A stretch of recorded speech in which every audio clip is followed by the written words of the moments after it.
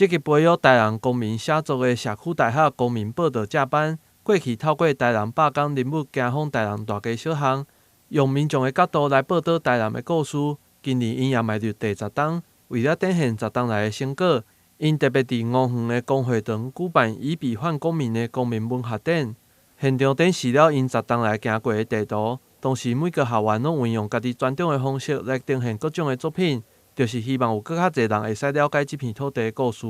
咱民间有一群的公民的写手，用10档的时间，每一档来采访、来报道，对生活就可以认识。所以咱这边的展览有一个特色，对咱的后壁，伫咧学习笔记10档前，就咧讨论讲变用公民文学来办一个展览，10档了后来完成。所以这个展是10年一展，所以咱的展区内底有咱同学的学习的故事，所以呢，就有12期的这个土豆杂志的这个展览伫遮里。这12期嘛是会当讲代表着这10档来。咱伫公民的观点，看到咱这个台南市直辖市这个文化，咱这个城市种种的议题一个记录伫遮里，这个提供互咱一个非常会当讲一个历史性的一个回顾。那文化历都10年，那么公民用这样的报道、这样的采访写作的方式去记录了这个城市因心因格的代志安尼。除了10周年的文学展以外，这届也是《土豆》杂志第12期的出版。这届以着藏不住的滋味与想念为主题，透过爸爸妈妈为囡仔制作的料理来传达亲情的故事，加上2020年记录武汉肺炎甲南山公墓相关的故事，来呈现日常生活当中的小细节。每一个家庭的味道都不一样，就是很特别的。那也是因为这样子，妈妈会想说，其实可以煮一些属于自己家里的味道给小孩，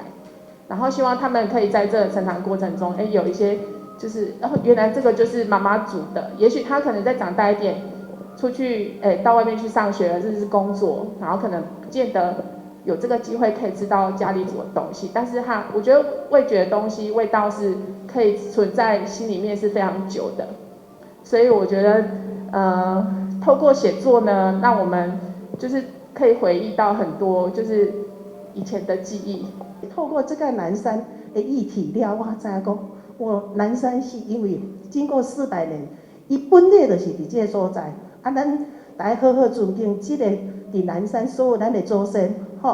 其实每一个生后世的咱的后代，拢会足认真去找这个迄个风水的所在，拢是风水宝地。为什么咱会讲乱葬岗？所以是咱的思维不对。所以我伫这篇文章第37页里面，我对死亡真的有另类省思。听到遥远的国外有什么疫情什么，都觉得那个太遥远了。但我们这本书里面写的都是我们自身的一种经验值，包括我们这些同学们有家人要回来的过程，然后有朋友，然后还有台南要到澎湖坐飞机等等等一些问题，都是我们身边的。其实面对之后，觉得没有那个恐惧的，因为我们日子还是要过，那该做的、该遵守规定的，密切去做，那这一切就没有什么大问题。这届现场也特别规划了藏不住的滋味活动区，邀请市民将家己难忘的美食画落来，同时也设置了台南文化热岛的意见区，让大家写出家己对台南的意见。社区大厦也将会提供给市府来参考。假日的时阵也安排讲座，希望让市民朋友会使踊跃来参与，共同成为台南的积极公民。台南新闻郭博义采访报道。